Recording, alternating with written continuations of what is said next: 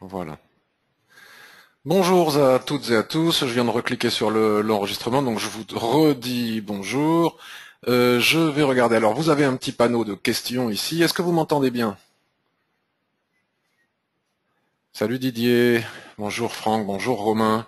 Oui, vous m'entendez bien, est-ce que vous voyez mon écran? Super, là avec ma petite souris qui bouge, bon là l'écran lui, oh là là, si en plus c'est fixé M6 mais on va pas y arriver. Voilà, super. Donc vous devez être en train de voir bouger mon écran. Voilà. On voit tous. Ok, donc vous voyez l'écran, vous entendez bien. Je vais pouvoir démarrer. Donc alors merci de votre présence. Nous sommes le 5 novembre, il est 14h30, ouverture de Wall Street, depuis qu'on a changé d'horaire en France, qu'on est passé à l'heure d'hiver. Et donc ce matin, sur le forum et sur le blog Ishimoku, j'ai proposé quelques opportunités. Alors du coup, comme j'ai tout qui a planté juste avant le webinaire et que je ne vais pas tout retrouver maintenant, je me rappelle plus ce que j'avais proposé, mais il me semble qu'il s'agissait de l'euro USD, je le note sur un papier pour pas oublier, de l'AUD USD, de l'USD JPY, du SP500, me semble-t-il, et nous étions toujours sur l'USD CAD. Très bien. Donc vous savez aussi que l'on a fortement profité du trading depuis vendredi dernier. Alors après un mois d'inertie, d'un mois un petit peu compliqué en ce qui me concerne parce que j'aime bien l'intraday, j'aime bien le swing trading, j'avais pas grand chose à me mettre sous la main. Vendredi dernier, on a eu de superbes signaux avec beaucoup de pipes de prix sur les paires en yens et sur le SP500. Lundi, rebelote. Lundi, on a gagné près de 200, 250 pips sur les paires en yens et puis sur je ne sais plus quoi. Hier, c'était un petit peu plus difficile, mais on a encore gratté un petit peu quelques pips supplémentaires, notamment sur l'USD CAD. Et aujourd'hui, j'ai gratté quelques pips supplémentaires sur l'USD Yen et on va voir ensemble un petit peu les alertes que j'ai proposées sur les paires que je viens de vous nommer pour voir un petit peu comment est-ce que l'on peut entrer dedans, qu'est-ce que l'on peut envisager de faire et qu'est-ce qu'il s'est passé. Donc je regarde si vous continuez à tout bien entendre, si voilà, du moment que j'ai pas de saccadé, mais ça va, ok, donc je vais faire attention avec ma bande passante un petit peu compliquée ici au bureau. Je n'ai que 3 mégas et on se les partage à 10, alors c'est pas évident. C'est pas évident. Donc on va voir l'euro USD. L'euro USD. Alors, moi aussi c'est saccadé. Pas très agréable. J'espère que l'enregistrement, lui, va fonctionner. Voilà, très bien. Donc c'est un petit peu, c'est effectivement très saccadé. Ma bande passante internet est vraiment très mauvaise ici. C'est vraiment très difficile de faire un webinaire dans ces conditions, mais enfin bon. Maintenant qu'on y est et qu'on est en bonne compagnie, on va pas s'embêter. Donc l'euro USD, on l'a analysé sous toutes ses coutures, et puis nous avions eu, j'avais proposé la semaine dernière, ou vendredi ou lundi, ou je ne sais plus quoi, un signal de vente où il s'agissait d'atteindre les 1,2515 qui sont ici. Donc je ne sais plus quand est-ce que je vous avais donné ce signal, mais je crois que c'était ici qu'on avait donné ce signal. Donc la cassure ici en H4 provoquait un signal sur les 1,2515, on en a parlé déjà, je crois que c'était la semaine dernière. Et donc l'idée maintenant, c'est d'atteindre le seuil suivant. Donc je ne vais pas aller vous le montrer sur les unités de temps supérieures parce que ce n'est pas un cours Ishimoku, mais juste une revue de marché pour faire le point sur les signaux que j'ai proposés ce matin sur le forum et sur le blog en direct. Donc l'idée à la cassure des 1,25 était d'atteindre les 1,24. Donc la paire a un petit peu essayé, vous voyez ici, on a fait une mèche jusqu'à 1,2430. Bon, moi en fait c'est 1,2420 que j'avais marqué, donc on a fait une mèche jusqu'à 1,2430. Puis finalement on a fait un pullback, on a retracé 100% de cette baisse-là, hein, pas de toute la baisse depuis la cassure du range, mais de cette baisse-là, du triangle qui est ici, du V qui est ici, on a retracé 100%, on est remonté sur les même carrément plus, hein, sur les 1,2560. Et sur cette résistance, vous voyez, on n'a pas réussi à passer. La paire recasse ce matin la Kijun qui est ici, la Tenkan, à nouveau les fameux 1,2515.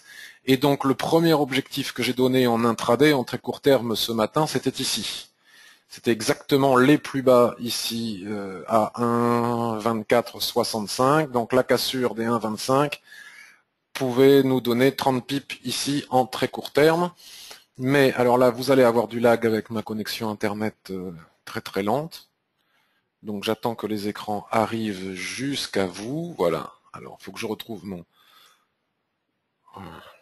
Donc l'idée ce matin était de rentrer sur H1. On en a parlé notamment avec Chaps sur le blog. Ce matin, on parlait du signal qui se mettait en place, où j'expliquais que de toute façon sur le H1, il était impératif d'attendre de bien casser les 1,25, c'est-à-dire de passer totalement sous le nuage au niveau des prix, mais qu'il était tout à fait possible aussi de tracer une trend, une droite chartiste, vous voyez comme ça, qui est très très pertinente, qui relie plusieurs points centraux et aux extrémités, et que comme l'on sait que tout fait obstacle à Chikou, il fallait bien évidemment bien prendre le temps d'attendre que Chikou casse elle-même la trend pour aller chercher l'objectif à 1,2465. Et regardez la précision de l'objectif, c'est au pip près sur 1,2466 que l'on est en train de faire le pullback de toute cette baisse. Donc la question maintenant est de savoir est-ce qu'il est possible d'entrer ici de nouveau sur 1,25 pour cette fois-ci, maintenant que Chikou a cassé la traîne, vous voyez, elle revient la tester, elle ne repasse pas au-dessus.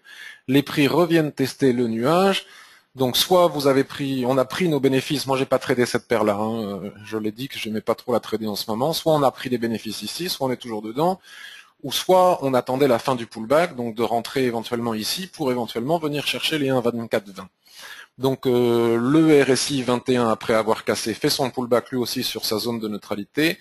Quelle heure est-il? Il est 14h38. Donc si à 15h, en clôture, à 15h, on n'est pas repassé au-dessus de ces niveaux, moi je pense qu'on peut tenter un short avec un stop au-dessus de la Kijun ici, ou au-dessus de la SSB, qu'on peut tenter un short avec un bon ratio, donc pour aller chercher de nouveau les 1,2465 et surtout les 1,2420 en intraday. Donc on peut affiner tout ça sur du 15 minutes.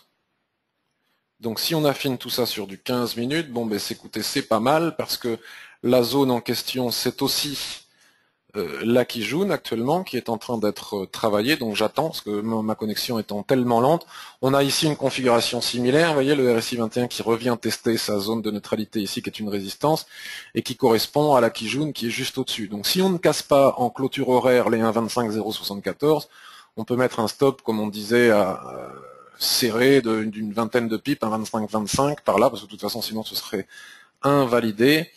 Mais il n'est pas impossible non plus qu'on vienne retester jusqu'en haut. Donc il faut quand même se méfier, bien attendre la clôture de ce chandelier au moins sur 15 minutes et encore mieux sur H1 pour voir si on peut rentrer short ici pour venir tester, retravailler, rechercher cet objectif, puis le second qui est ici. Si on bascule sur H4, puisque nous allons avoir la clôture H4 dans quelques minutes, voilà, donc je pense qu'il est vraiment impératif d'attendre la clôture horaire au minimum, parce qu'effectivement on peut venir s'appuyer sur les fameux 1,25 ici pour repartir à la baisse, mais il n'est pas du tout exclu qu'on retrace davantage, qu'on fasse un pullback carrément jusqu'à la Kijun ici sur la trend qu'on a cassée précédemment. Donc comme on ne le sait pas, il vaut mieux attendre. Il vaut mieux attendre. Donc je rebascule sur le 15 minutes. Voilà. C'est pas parce que là on est en train de faire une mèche qu'on va pas redescendre. Enfin c'est voilà. Au minimum attendre 14h45 pour ceux qui veulent anticiper. Au moins attendre la clôture du chandelier en 15 minutes ici et à ce moment-là mettre un stop juste au-dessus ici. Parce que si on passe au-dessus de ce niveau en clôture horaire, la probabilité pour qu'on revienne tester la trend ici est forte. Donc voilà. Il faut attendre un petit peu. Bon, après, ceux qui aiment prendre des risques peuvent entrer maintenant, puis ils sortent si jamais on clôture au-dessus, pour avoir un meilleur ratio encore. Donc voilà, tout est dit sur l'euro USD. En tout cas, le premier objectif que nous avions ce matin en très court terme a été atteint. C'est une bonne chose de fait. Ensuite, on a parlé de l'AUD USD. Donc l'AUD USD, j'ai tenté, vous voyez, j'ai essayé de tenter ma chance, mais j'ai peur du pullback, donc j'attends. Même si j'ai essayé de tenter ma chance, c'est que ça n'a permis malgré tout de prendre ces quelques pips. Donc on va cacher tout ça parce que ce que je fais, moi, mes résultats n'ont pas grande importance. Voilà, donc l'AUD-USD, c'est extrêmement simple. On ne peut pas avoir de configuration beaucoup plus simple. Nous étions dans un range qui dure depuis très très longtemps, depuis le 7 octobre, voire je dirais même plus, puisque depuis toute cette baisse, là vous voyez, quand on baisse comme ça, on a un nuage, mon téléphone qui se met à sonner, décidément. Donc on va le laisser sonner. Quand on a une baisse comme ça, vous voyez, à un moment donné, on fait de la dérive latérale, et donc là on a bien la dérive latérale, et il fallait attendre de casser soit par le haut, soit pour le bas. Moi j'avais une préférence, comme je le dis depuis longtemps dans mes vidéos, etc., pour la cassure par le bas, parce que à l'achat, ici au-dessus, il y a beaucoup d'obstacles, et à la baisse, il n'y en a pratiquement pas. Bon, le seul problème, c'est que ça a cassé, c'est en train de casser, parce que la clôture, c'est que maintenant, donc ça va casser, hein. Je pense pas qu'on retrace tout ça d'ici à 15 heures, en un quart d'heure, mais la clôture se fait, on n'a plus le ratio, si vous voulez, parce que là, admettons qu'on casse à 0,8620, moi je cherche des trades avec un ratio d'au moins 2 pour 1, il faudrait mettre le stop au minimum à 0,8675, on va dire, donc 20, 30, 40, 50, 60, 70, ça fait 50 pips, plus de 50 pips de stop pour aller chercher la SSB mensuelle, hein, c'est très clair, l'objectif intraday il est très clair, à 0,8560. Donc 50 pips de stop pour 60 pips de gain. Ici on part ici, c'est pas bon, on n'a pas le ratio. Donc j'attends le pullback. Ce qui m'a pas empêché d'essayer quand même tout à l'heure, comme vous avez pu le voir. Parce que normalement, la Kijun ici devrait continuer à baisser. La Kijun H1 va être la première à venir se coucher sur ce niveau. Et il n'est pas impossible qu'on ait un pullback sur ce niveau pour pouvoir effectivement entrer en position. C'est très fréquent quand on casse un range d'avoir un pullback sur la borne basse du range pour pouvoir entrer en position, du coup avec un bon ratio, même si on perd, du coup c'est pas grave, hein, de perdre des trades avec un bon ratio pour aller chercher la SSB mensuelle. Je sais pas si c'est mon internet qui est lent, si c'est MarketScope, mais c'est pénible. Donc j'attends que ça arrive jusqu'à chez vous. Vous voyez, j'ai tracé la droite de la SSB. Alors par sécurité, je la trace toujours un tout petit peu plus haut, comme ça je suis serein. Ce petit niveau là qui nous a embêté très longtemps, regardez, ce petit niveau de SSB ici, 0.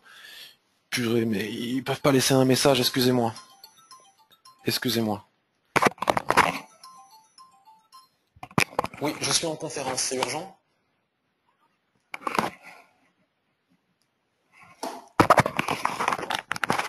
Voilà, donc c'est pas urgent. J'ai plein de petites perturbations.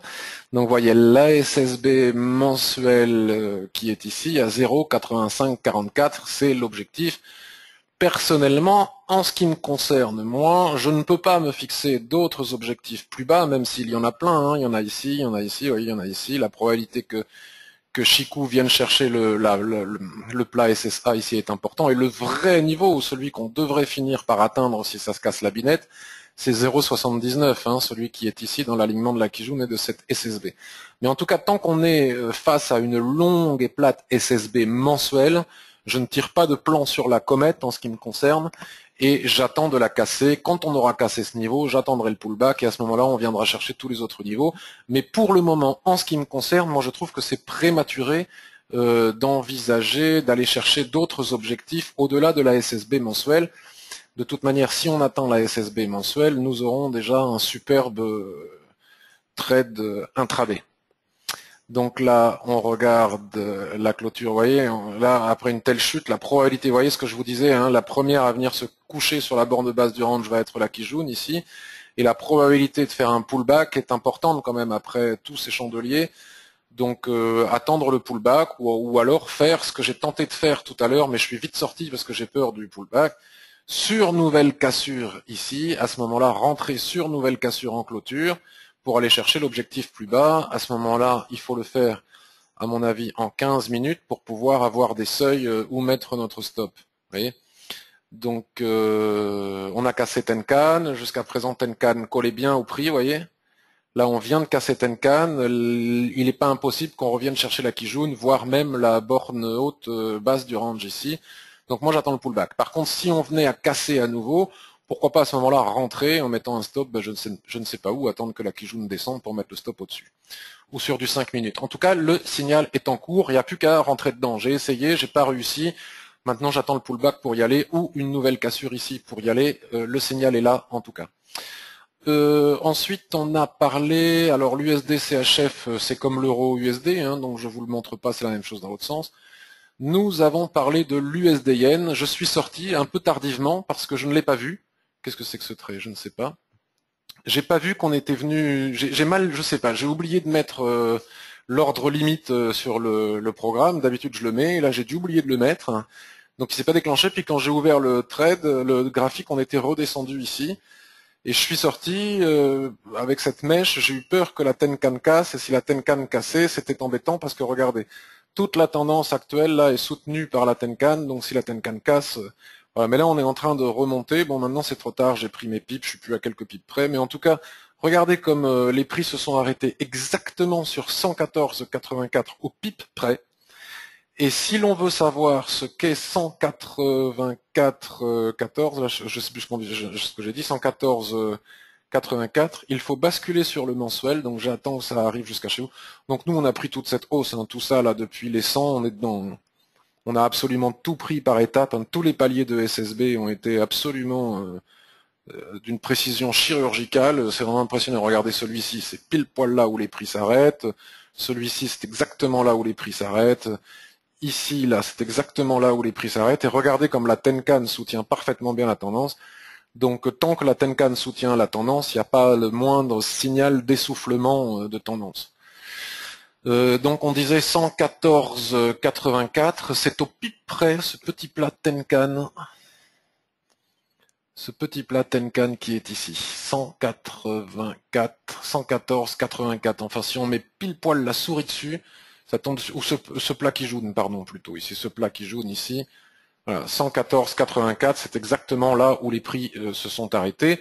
Donc, bon, 115, on va dire, 115, il ne serait pas totalement étonnant que sur 115, on ait peut-être une correction. En tout cas, si on casse 115, ben, l'objectif maintenant, c'est 118. Hein. Puis ensuite, ce sera ici 124. Hein, on continue à utiliser ce qui fonctionne. Donc, vous voyez, on a attendu pratiquement, depuis que j'avais fait la revue de marché il y a quelques semaines, hein, que vous aviez suivi. Bon, on s'était arrêté sur le niveau des 110, me semble-t-il. Voilà, hein, 110, ça avait été l'objectif où on avait pris déjà beaucoup de points. Et puis on s'était arrêté sur 110, donc sur 110, les prix ont retracé. Et l'idée, c'était, sur la cassure de 110, on y retourne. Donc on a dû attendre le 30 septembre et ça a cassé le 29-10, donc vous voyez pratiquement un mois, hein, on a attendu un mois pour avoir cette cassure, donc c'est bien d'avoir un plan de trading, et puis lorsqu'on a cassé les 110, on y est retourné, et puis ensuite les 113, et puis etc. etc. Enfin on a pris, comme vous avez pu le voir sur les billets du blog précédent, on a pris toute la hausse là. La même chose sur GBP, JPY, donc là ben voilà, l'objectif est atteint, hein, donc si je suis rentré ce matin à 7h55 sur ce dernier trade, ici, on a cassé à nouveau là les 113, on avait retracé, et puis là je sais plus ce que j'ai vu, ce qu'on avait cassé sur quel TF, les 114, voilà on a cassé les 114, je suis rentré, et l'idée était de venir chercher les 114,84, bon moi je suis sorti à 114,57, voilà j'ai raté 20 pips, là c'est un peu dommage mais c'est pas grave. Le signal suivant, donc euro USD on est dedans, AUD USD c'est toujours possible, USD Yen à mon avis c'est trop tard parce que maintenant il faut attendre de passer au-dessus des 115 et ce ne sera pas forcément évident aujourd'hui, mais enfin pourquoi pas. Il y a le SP500, alors le SP500 j'attends fortement, c'est un des signaux que j'attends avec le plus d'enthousiasme, si vous voulez, parce que je pense que l'on peut aller chercher encore une belle quantité de pipes et cette fois-ci en swing trading. Donc je vais vous expliquer ma vision des choses, je vais essayer d'aller très très vite. Donc ne m'en voulez pas si je trace pas super bien à la droite, parce que des fois je me fais engueuler parce que je l'ai pas bien tracé. Elle est symbolique, hein, c'est juste pour montrer la tendance. Bon, de toute façon on a le nuage hein, qui nous la montre de la même manière. Voilà, cependant on peut quand même traverser en traçant un... Bon. Quand les éléments informatiques déconnent, c'est super lourdingue. Bon, normalement, il faut la tracer ici au niveau du plus haut. C'est pertinent parce que c'est là, vous voyez, que Chikou vient se frotter. Mais pour plus de sécurité, moi, je vais carrément la tracer comme ça. Voilà.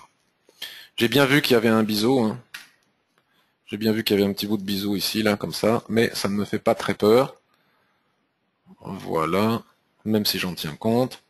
Voilà, donc alors ce qu'il faut constater, c'est que ça fait 3 ans qu'on est dans cette tendance, il n'y a pas l'ombre d'un twist à l'horizon, donc il n'y a même pas de signal d'essoufflement de tendance, on s'est fait un petit peu peur ici, je ne sais plus pourquoi. Voilà, mais moi je pensais qu'on pouvait pas rentrer, parce que tant qu'on n'avait pas cassé la Kijun, après il y avait des... Enfin bon voilà, j'ai déjà expliqué plusieurs fois pourquoi, peu importe. Et puis finalement, vous voyez, on a tracé les Fibonacci, on a retracé 50%, on a retracé 61,8, On dit théoriquement que lorsque l'on retrace 61,8, c'est que la probabilité de reprendre la tendance précédente est importante, et puis non seulement on a retracé 61,8%, mais ça y est, on a retracé 100% de la baisse, 100% de la baisse, et on a même fait un nouveau plus haut au niveau des corps des chandeliers, et ici on est en train d'essayer de faire à nouveau un plus haut, donc près de la trend ici, donc pour moi ça pourrait être un superbe signal d'achat pour aller chercher carrément le haut du canal ici, donc à 2120 et des poussières. Je vais vous dire exactement, 2121. À 2121, donc comme on ne monte pas en ligne droite et comme en travers, à mon avis, on devrait réussir à les atteindre. Donc comment procéder pour rentrer en position longue? Alors je ne donne pas de signaux moi, je vous explique ce que je fais, après si vous faites comme moi et que vous perdez, c'est votre responsabilité, ce n'est bien évidemment pas la mienne. Maintenant si on se met en daily, voilà, donc je viens de me mettre en daily, alors attendez, parce qu'il ne faudrait pas que je rate l'entrée, c'est pour bientôt, là c'est en train de pousser. Donc daily, on a les plus hauts ici, vous voyez, on a cassé comme je vous disais, on fait un doji, mais si jamais on passe au-dessus de la mèche du doji ici, le doji est invalidé, donc c'est pour ça que ce seuil est important 2025-2026. Si on clôture en daily au-dessus de la mèche haute du doji, le doji est invalidé, et à ce moment-là, on peut même considérer que c'est un signal d'achat, non seulement parce qu'on casse des plus hauts, mais quand on casse la mèche haute d'un doji, on l'invalide et on produit un nouveau signal d'achat. Okay, donc là, on est quand même en train de casser une forte résistance. Donc maintenant, si on se met sur du H4, par exemple, parce qu'on peut essayer d'attendre la clôture daily pour puis le pullback après la cassure pour rentrer, mais on peut peut-être aussi éventuellement prendre le risque d'entrer en clôture H4. Moi, c'est ce que je vais faire. Si ça casse, et en fonction de comment ça casse, je suis pas non plus... quelle heure est-il? 14h53, elle a 5 minutes pour casser, 7 minutes pour casser. Si ça casse ici, je rentre. Je mets un stop ici en dessous, voilà, par exemple ici, puisque là, si on repasse dessous, de toute façon, ça invalide ce mouvement, et puis je vise le haut du canal et je touche plus à rien.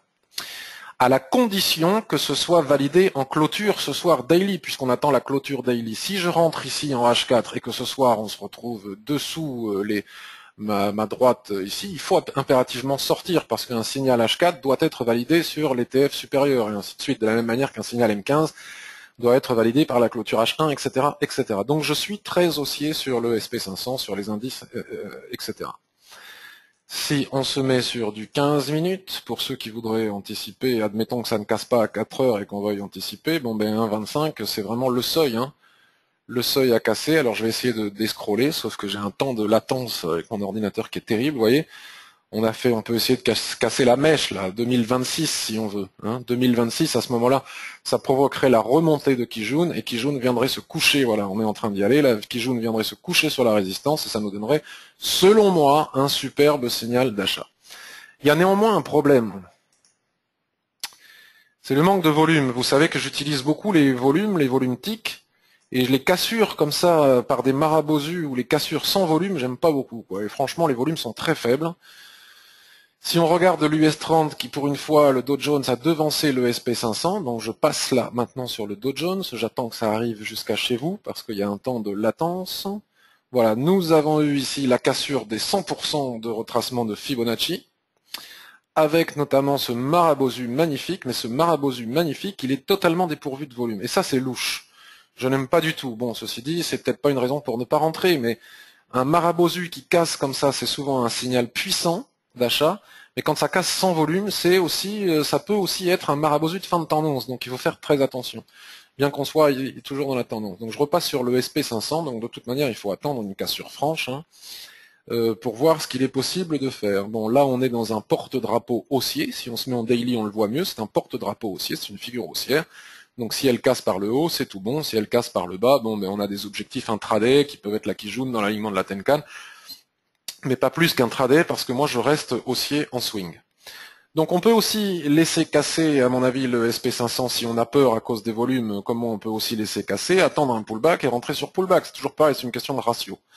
Ou éventuellement, à partir du moment qu'on a fait le constat que le SP500 est l'indice phare et que tous les autres le suivent comme des petits moutons, même si des fois ils devancent un petit peu, etc. Mais vous voyez, l'US30, même s'il casse le premier, si le SP500 clôture sous les 2020 ce soir, l'US30 ne progressera pas tout seul. Il rétrocédera du chemin aussi, il reclôturera dessous. Donc même s'il devance, ce n'est pas suffisant pour entrer en position. Cela veut dire que si on n'a pas pris le train du SP500, on peut à ce moment-là prendre le train sur le DAX. Vous voyez, le SP500 monte, le DAX monte. Ça, c'est des bear traps. Tous les jours, il y a ici des bear traps, c'est-à-dire des gens qui vendent parce qu'on casse des seuils super importants, qui sont vraiment des seuils techniques importants, mais ça ne marche pas parce que le SP500 ne confirme pas. Donc même si le DAX ou le CAC casse des supports, mais si le SP500, lui, ne casse pas de support, au moment où il va rebondir sur son support, le DAX va revenir comme un bon petit mouton et nous donner des faux signaux de vente, et c'est comme ça qu'on se casse les dents tous les jours à la vente en intraday. Donc ici c'est pareil, donc il y a un petit retard, vous voyez, sur le DAX et le CAC, donc on a cassé les 0,50% de retracement Fibonacci, là on est en train de casser les 68,1. Donc si le SP500 donne son signal d'achat, qu'il casse les 2025, même si on n'a pas cassé les plus hauts ici, on peut se permettre, selon moi, je dis bien selon moi, vous n'êtes pas obligé de me croire, d'entrer sur le DAX même sous une résistance, parce que de toute manière il va la casser, puisque le SP500 l'aura cassé. Ce qui permet de récupérer éventuellement le retard qu'on a sur le SP. Bon, c'est un peu compliqué, mais je me comprends. Sinon, on attend, et puis on rentre ici en cassure, et on va chercher les 100% de retracement Fibonacci, par exemple, puisque les autres l'ont fait. Lui le fera aussi. Et bien évidemment, la même chose sur le CAC 40, sur lequel je passe maintenant. Vous voyez, on a les 0,68 de Fibonacci ici. Là, on a une trend, bon, même si j'ai du lag, et que c'est pas pratique de travailler avec du lag, on l'a cassé. Donc a priori, la Chikou, elle est passée au-dessus de la... Je sais même pas si c'est arrivé à votre écran, donc j'attends. Même moi, j'ai du lag. C'est pas très agréable. Je sais pas ce que ça va donner sur l'enregistrement, on verra bien.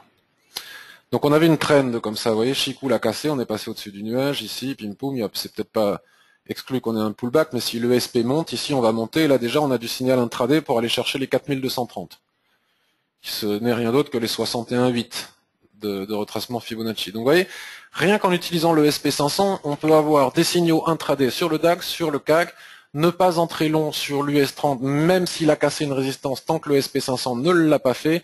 Et si les deux autres cassent des supports et que le SP500, lui, n'en casse pas, il faut toujours faire très attention au bear trap. En tout cas, si on casse les 2025, 2026, 2027, je sais pas quoi, enfin cette zone, moi je vais rentrer long pour aller chercher le haut du canal que je vais vous montrer, que je vous ai montré tout à l'heure en swing. Après peut-être que je peux préférer un autre indice pour rentrer en swing, mais tel est mon plan. L'USD CAD, bon ben l'USD CAD, ben on a gagné le trade, hein, c'est super, on a eu du mal à le gagner, mais on l'a gagné, quoi. Moi je n'aime pas trader les paires en CAD parce que je n'aime pas trader le pétrole, et comme vous le savez, le CAD c'est du pétrole. C'est totalement corrélé, ou enfin très corrélé au pétrole, donc on l'a gagné, donc c'était pas compliqué. Celui-ci, ce signal, on l'a depuis longtemps, hein. Sur ma vidéo précédente, vous devez le retrouver. On attendait, on a attendu. Ça c'est la SSB mensuelle. Ce gros trait noir, c'est la SSB mensuelle. On a cassé en séance la SSB mensuelle, et puis finalement on était repassé dessous, souvenez-vous, on en avait parlé ensemble, et moi j'envisageais qu'on ait un soulèvement juste avant la clôture mensuelle au-dessus de la SSB, donc j'avais shorté, je m'y étais cassé les dents, puisque finalement on a bel et bien clôturé au-dessus de la SSB mensuelle. Donc là il restait du bruit, hein, malgré qu'il y ait cette trend et qu'on pouvait rentrer, il restait du bruit, il fallait que Chikou et les prix se dégagent au minimum de toute cette zone. Bon, moi j'ai attendu qu'on casse au moins cette résistance ici, vous voyez, ou même voir la suivante. Je suis rentré ici, c'est très clair, hein, j'en ai parlé hier sur le blog, hein, j'ai donné comme d'habitude mon point d'entrée à l'avance de façon précise, et l'objectif c'était plus ou moins 1,15, et je suis sorti avant parce que l'étude des lignes de chandelier japonais permettent parfois de savoir sortir. Vous voyez, là je suis repassé sur le M15, donc vous voyez, on montait bien, je sais plus où est-ce qu'il est mon point d'entrée, voilà, il est là, hein, voilà. Voilà, les prix étaient relativement bien soutenus par la Tenkan, on restait bien au-dessus du nuage, tout allait à peu près bien ici, il n'y avait pas de souci. Tac, là on fait une accélération, on vient s'approcher fortement de l'objectif que je vais vous montrer, qui est très facile à identifier sur le mensuel. Et puis quand on est à quelques pips de l'objectif, vous voyez là j'étais à seulement quelques pips de l'objectif, on n'a pas forcément envie de subir un retracement, voire un inversement de tendance. En tout cas en ce qui me concerne, je me dis bon, à 10-15 pips près, je prends mes bénéfices, je vais pas... Voilà, il faut savoir laisser courir les gains, Mais quand on est à 10-15 pips de l'objectif et qu'on voit des chandeliers comme ça, vous voyez, on voit une étoile ici, on voit un pendu, on voit un doji pierre tombale, le chandelier ici qui n'arrive pas à casser, ça sent pas bon, là je suis sorti. J'ai pas eu totalement tort parce que sinon j'aurais dû subir tout ce retracement et on ne saurait toujours pas si on va réussir à remonter pour aller chercher l'objectif ou pas. Donc j'ai pris mes pipes et c'est plié, on n'en parle plus. D'autant plus que je suis content de m'en être débarrassé étant donné que je n'aime vraiment pas trader le CAD. Donc là, je viens de passer sur un graphique mensuel, j'attends que ça arrive jusqu'à chez vous, et donc vous voyez, c'était très simple, hein. Il s'agissait de trader la cassure ici de la SSB sur les TF inférieurs. On va trader, parce que si on attend la clôture mensuelle, on n'entre pas. Donc là, on clôture bien au-dessus du mois en mensuel, et puis sur H4, Daily, M15, H1, etc., on cherche le bon point d'entrée, on entre et on vise l'objectif suivant, qui était extrêmement facile à mesurer, puisque c'est cet alignement-là de Kijun et de SSB, donc à 1,15, moi j'ai mis 1,1485, histoire de me protéger du chiffre rond. Mais tel que c'est parti, je pense que dans les semaines, mois qui viennent, le prochain objectif ici est à 1,18. Il va quand même falloir surveiller cette paire parce que maintenant qu'elle repasse au-dessus du nuage et qu'elle a cassé son range, ou qu'en tout cas elle est en train de le faire, hein, on verra à la fin du mois de novembre, la probabilité pour aller chercher beaucoup plus haut est importante et pour que l'on ait une longue et belle tendance à trader sur l'USD CAD, pourquoi pas. Mais le CAD, c'est de la géopolitique. Le CAD, c'est pas évident à trader puisque c'est du pétrole, donc voilà. Qu'est-ce que l'on a d'autre? Qu'est-ce que je pourrais vous montrer d'autre? Qu'est-ce que je pourrais vous montrer d'autre? Le gold. Alors là, je dis bravo à Laurence qui doit être parmi nous et qui nous écoute, puisque ici nous avions aussi depuis très longtemps. Alors les gens qui ont de la mémoire, c'est bien parce que ce qui est bien, c'est d'avoir de la mémoire pour trader. On prépare un plan de trading et puis on attend que ça vienne. Et là, nous savions depuis très longtemps. Alors attendez, parce que le temps que ça arrive jusqu'à chez vous, il faut que je me taise un petit peu. Quand tu veux, voilà. Nous savions depuis très longtemps que lorsque ce range dans la tendance baissière qui est ici, lorsque cette dérive latérale casserait, nous aurions déjà un premier objectif qui était l'intersection ici de Chikou avec la SSA. Donc moi j'ai pas vu la cassure, je suis pas rentré, j'étais sur autre chose. Laurence l'a fait, hein, on l'avait étudié depuis un moment, et puis elle est sortie ici, Chikou sur la SSA, c'est parfait. Donc maintenant le prochain objectif, ben, on y est presque, c'est la SSB ici, puis si on passe dessous, alors là c'est la Bérésina, hein, le prochain objectif c'est 9,75, et puis etc., etc., puis après c'est le trou. Donc évidemment la même chose sur le gold, en sachant que le gold c'est l'étalon du silver, hein. De la même manière que l'USD Yen donne le ton sur toutes les paires en Yen, l'USD CAD sur les paires en CAD, c'est le gold qui donne le ton par rapport au silver. Donc là je suis sur du weekly, mais c'est exactement la même chose. Nous étions dans cette dérive latérale. Alors donc moi j'étais un des seuls à dire que c'était une dérive latérale. Les gens y voyaient de tout. Il y avait des harmoniques patterns, il y avait du ceci, il y avait de cela, et j'étais un peu seul sur certains forums à dire oui, peut-être, mais moi je ne vois qu'une dérive latérale. Donc ici avec une stagnation à l'équilibre, la dérive latérale elle casse ici, donc on pouvait rentrer dès le daily, dès le H4. Voilà, elle casse ici, et puis pareil, on doit avoir les objectifs sur le mensuel, et même aller chercher les objectifs suivants. Donc là je viens de passer sur le mensuel. On a un graphique très similaire à celui du. Donc là, là ici et maintenant, ce que je vois, c'est que nous sommes sur ce Plattencan ici, donc un tout petit Plattencan sur du mensuel, c'est pas de la gnognotte. Donc le prochain objectif, selon moi, c'est 1085, ou en tout cas il faudra faire attention au moment où Chikou va venir taper cet endroit sur ce plat SSB. Donc il y a encore de la marge. Mais là on va pas rentrer sur une accélération baissière, il faut attendre un pullback. Voilà, donc il y a vraiment pas mal de situations. Je vais voir si vous avez des questions, si vous voulez que je regarde un actif en particulier. Je suis en position sur quoi, moi? Je suis plus en position sur rien. Je suis liquide, je suis sorti, j'ai bien pris, bien profité pendant pratiquement depuis vendredi dernier. Et là, je viens de sortir, ouais, c'est ça, l'USD Yen et l'USD CAD. Alors,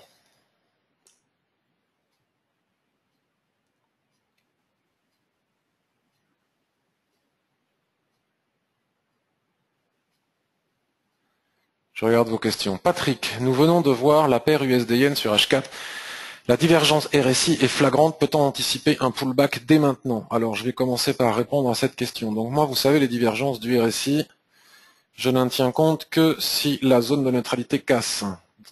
Sinon, ça ne m'intéresse pas.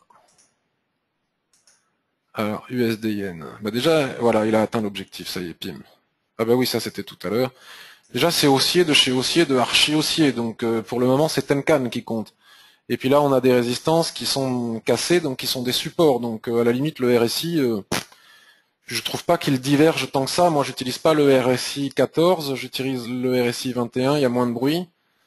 Donc si on prend là comme ça, donc dès qu'il est en zone de surachat, il a du mal à suivre, donc on ne peut pas vraiment considérer qu'il diverge, hein, puisqu'il est passé dans sa zone de surachat. Oui, il divergeote, on va dire. Voilà, il divergeote, tout à fait. On est tout à fait d'accord. C'est normal parce qu'il est très haut, donc il a plus de place pour monter.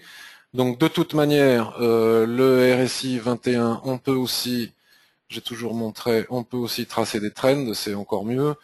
Donc tu vois, tant que tu es au-dessus de la trend, là, il n'y a même pas besoin de le regarder, la divergence. Une divergence, c'est un piège. Faire attention. Moi, les divergences, je les regarde, j'en tiens compte. Et si, après la divergence, on casse la zone de neutralité, là, ça devient très, très, très, très intéressant. Sinon, ça ne m'intéresse pas beaucoup. Alors, voyons d'autres questions. Alors, SP500, achat sur la SSB Weekly était un très beau trade pour jouer la hausse. Oui, si tu l'as fait, bravo, mais non, parce que c'était quand même un mouvement baissier, la paire sortait du canal, comme on l'a vu tout à l'heure. Donc moi, je n'y ai pas vu de signaux de vente pour les raisons maintes fois expliquées. De là à acheter, peut-être pas. Voilà, pour la SSB Weekly. Sophie, elle pose une question, mais elle est partie, elle est partie, elle est revenue, elle est partie, elle est revenue. Donc là, je ne sais plus si tu es là, Sophie. Les volumes CFD ne sont pas de vrais volumes. Oui, non, mais ça je sais, mais comme tu es parti, je ne peux pas t'expliquer. Seuls les volumes futurs sont véritables. Ok, bon, Sophie, si tu reviens, je t'expliquerai pourquoi j'utilise les volumes. Alors, Sophie me dit qu'on sent le débutant quand même, en ce qui me concerne, visiblement. On n'ira pas forcément tout de suite au 100%. Alors le problème, c'est qu'elle vient, elle part. Donc Sophie, d'accord, donc je n'utilise pas de vrai volume et je suis débutant, on n'ira pas tout de suite à 100%, d'accord.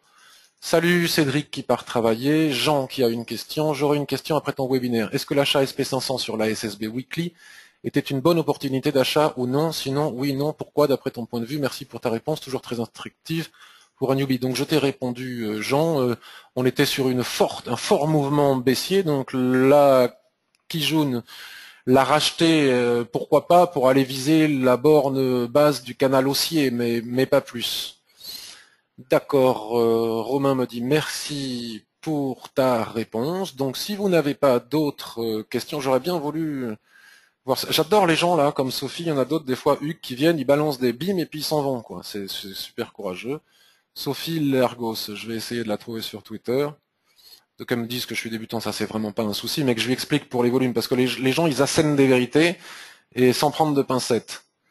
Comme quoi les volumes TIC des CFD, ce n'est que le broker. Mais évidemment, on est bien d'accord, mais il faudrait qu'elle lise des bouquins sur les, les volumes TIC. Alors, l'euro GBP nous demande Michael.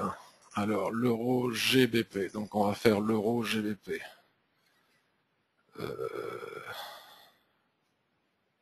L'euro GBP. Alors, attendez.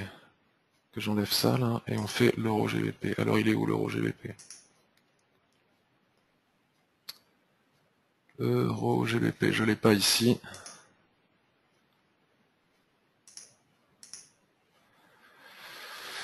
Euro GBP, il est où? Franc, euro Japon, euro AUD, GBP CHF, euro GBP, c'est une paire que je traite très peu aussi, mais ça m'arrive. Hein.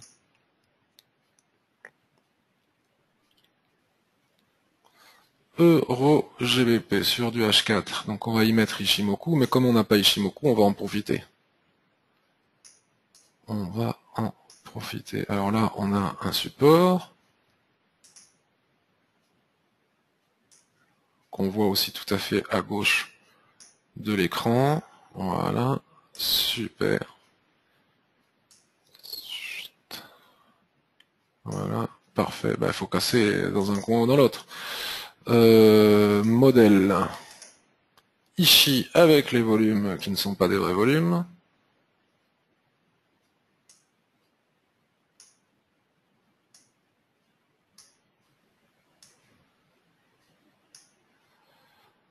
Alors, j'attends parce que ce lag est vraiment terrible.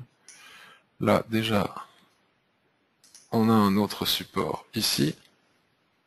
Des prix. Voilà. Et comme je m'en doutais en regardant le graphique nu, on a un nuage qui est totalement plat. Et bon, on n'a pas beaucoup de tendance, hein, malgré cet excès ici, on pourrait tracer un rectangle comme ça. Le nuage est complètement plat, il twiste sans arrêt. Hop. Hop. Donc voilà, c'est assez simple hein, finalement. C'est baissier. Si on casse ici, on a un petit objectif en haut. Et pour passer en haut, c'est toujours pareil. Il faut que Chikou passe au-dessus de la trend. D'accord, qu'on casse le range et qu'on sorte ici. Si on sort ici, on va chercher les plus hauts qui sont ici, voilà, qui sont dans l'alignement de cette Kijun, etc. Et puis après, on monte sur les TF supérieurs pour trouver de nouveaux objectifs. Bon, 31 personnes. Voyons si c'est Sophie qui est revenue. J'aimerais bien lui glisser un mot. Non, tant pis. Bon, écoutez, messieurs, dames, en tout cas, on a eu de superbes opportunités, on en a eu encore, il suffit plus qu'à surveiller. Je vous souhaite une excellente journée et je vous dis à très très bientôt. Je vais essayer de mettre en ligne cette vidéo en espérant que ça ait fonctionné l'enregistrement. Passez une excellente après-midi et on se retrouve sur le blog ou sur le forum. Sophie, si tu m'entends, le forum est à toi pour venir discuter des volumes TIC.